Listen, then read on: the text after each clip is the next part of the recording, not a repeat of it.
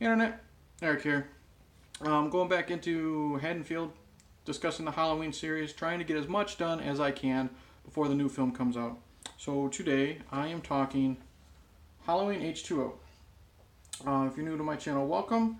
I do discuss plot spoilers, specific scenes, so if you haven't seen this movie for some reason, watch at your own risk. Basic plot is we're ignoring everything from part 3 to part 6. And that's okay because part 3 didn't involve Michael Myers. Laurie Strode has faked her death. She's now living under another name in California with her son, played by Josh Hartnett. And 20 years later, for some reason, Michael Myers decides to travel down to California to take her out. That's it. Okay. First off, I don't care if they have to ignore the sequels, which I hate. I hate when a film does that. Apparently, I read somewhere that that's the only reason why Jamie Lee Curtis would agree to do this film. But it is what it is. She decided to return to the series, which was a big deal back then. So that's what they did. And she gives a great performance in this. I really like her. She's now living with PTSD because of the events in the first two films. She is a functioning alcoholic. It's ruined her marriage. Her relationship with her son, Josh Hartnett, is really strained. And I buy her performance. I like the scenes where she is arguing with Josh because Josh is tired of how every Halloween he also has to deal with her triggers. The scene where she's having brunch and you see her downing wine by the bottle and she's just gulping it. And I like a lot of it. And you buy her relationship with Josh. You buy it that she is this caring mother and she's very worried about him. And she knows that this is causing a lot of the strain between him and her.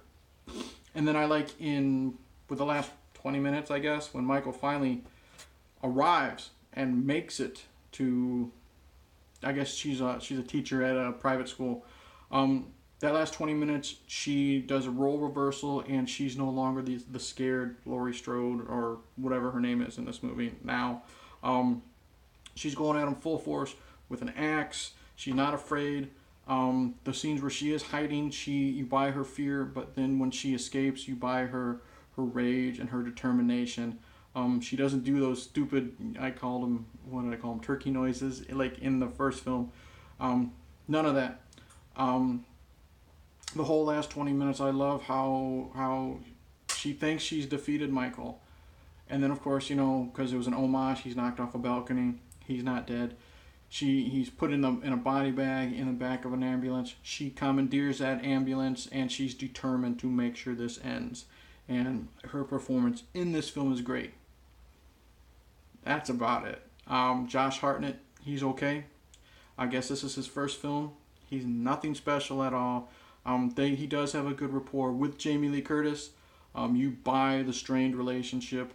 Because he's now basically become her caregiver. And you can sympathize with him because a caregiver is a hard life and it overtakes your life. And her problems are now his problems and it's overtaking his life. And he's upfront with her about that. He says, "Wow, Dad left you," and that's amazing. Because she's trash talking Dad and Dad's the one that left her, type of thing, because of all this PTSD. So they have a good relationship there, but other than that, his performance is nothing special. Michelle Williams from Dawson's Creek, and she's a big actress now, I guess. She was married to Heath Ledger. She has nothing to do in this other than, be his girlfriend and act scared. She's okay. Let's talk LL Cool J. We want to throw a rapper in there, and they do it again in the sequel. We want to throw a rapper in there to get the young folks in, I guess. He sucks. He plays the security guard for the school, and he's got some side job where he's trying to make it as a romance novelist, and there's two scenes where he's reading his book to his girlfriend over the phone, his girlfriend or his wife, and she's the stereotypical African-American black actor or character. I don't know. It is what it is, and it's a dumb idea. It's pointless. I don't ever want to hear him talk about someone's round melon breasts ever again in my life. he adds nothing to this movie at all.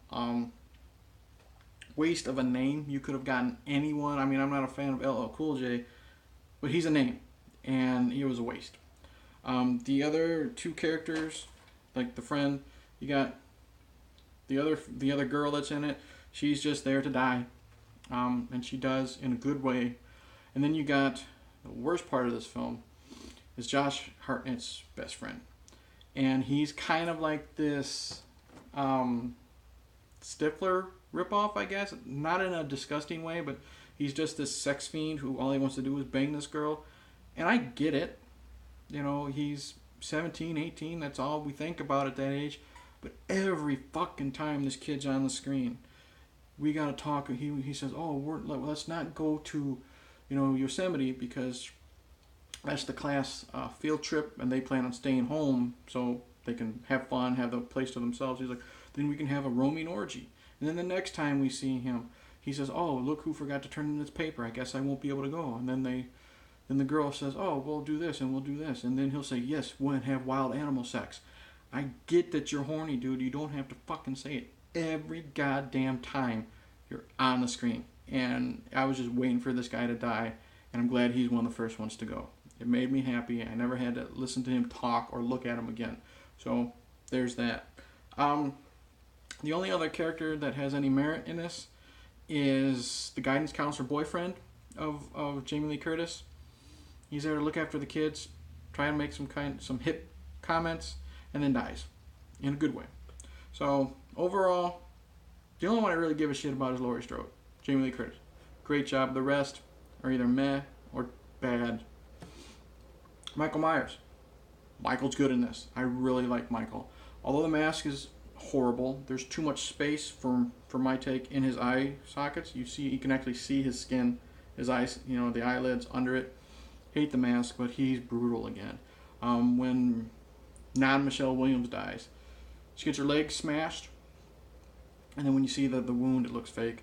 But when he walks up to her and he just starts stabbing her, there's a great shot upwards of Michael, and he's got the knife, and he's over and over brutally stabbing at her. Great death. When the boyfriend gets it, not the annoying one, but the guidance counselor, it's an homage to part 2 when the nurse got it from behind and lifted up. He gets the knife in the back and he's lifted up and he's shaking. There's some blood and stuff. Great. Loved it.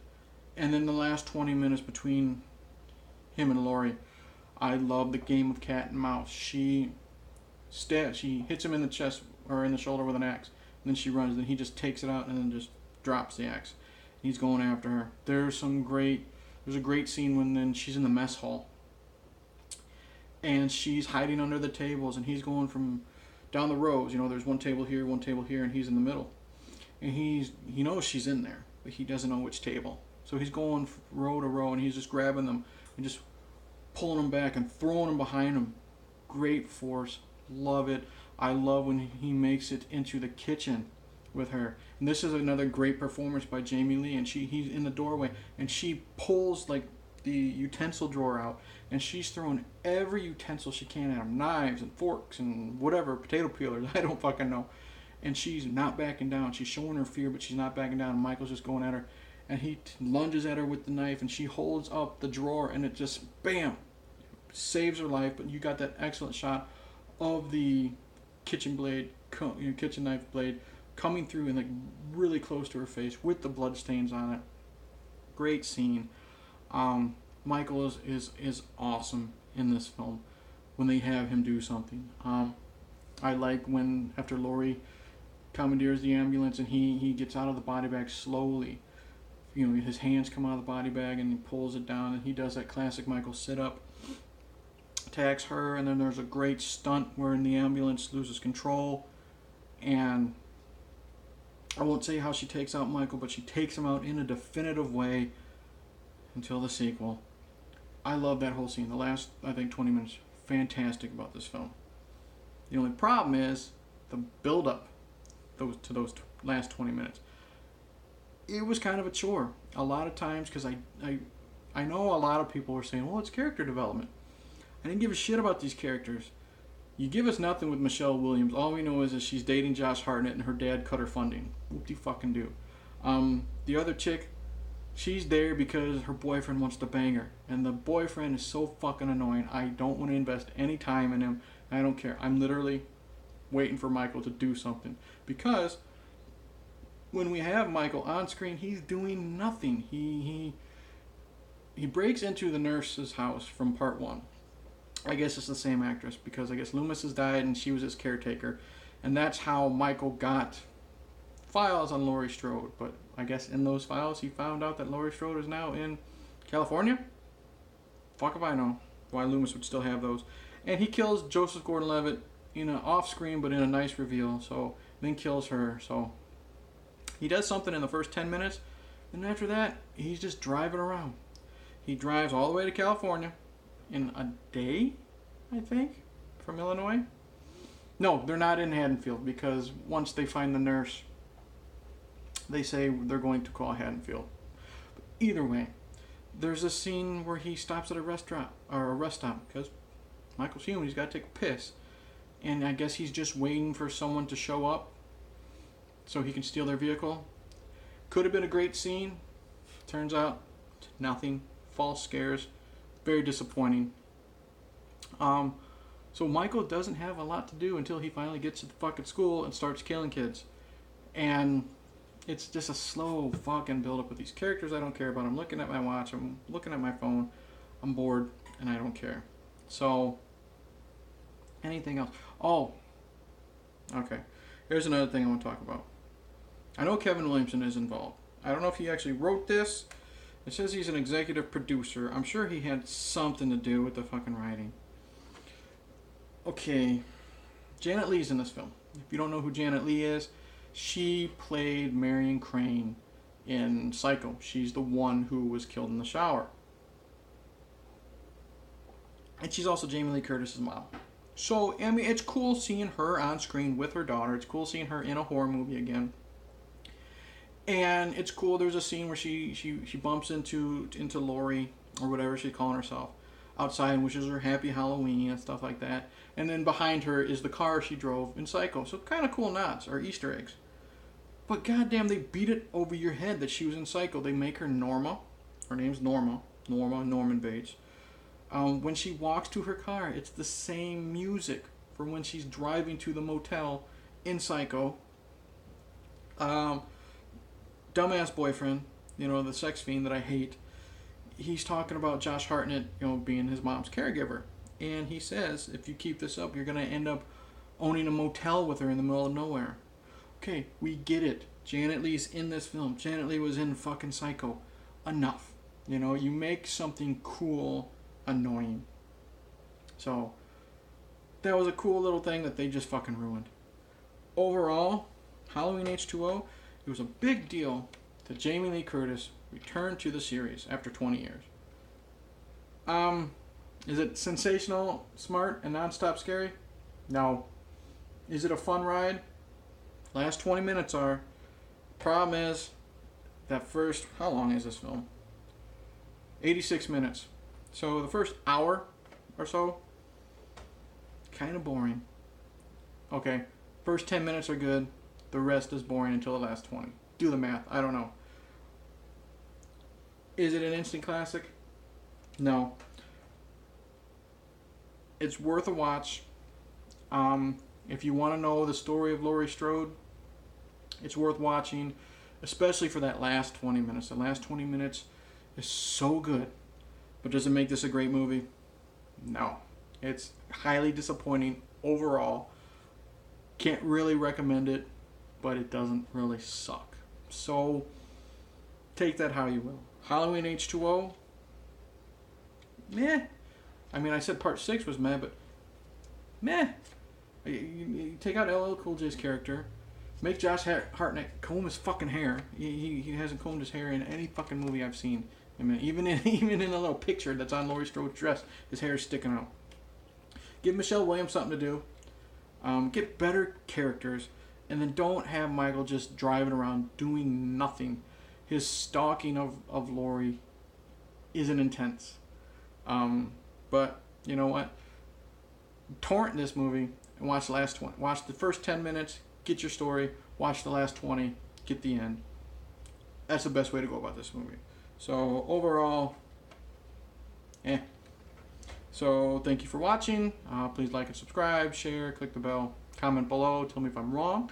If you really enjoy this movie, tell me if I'm right.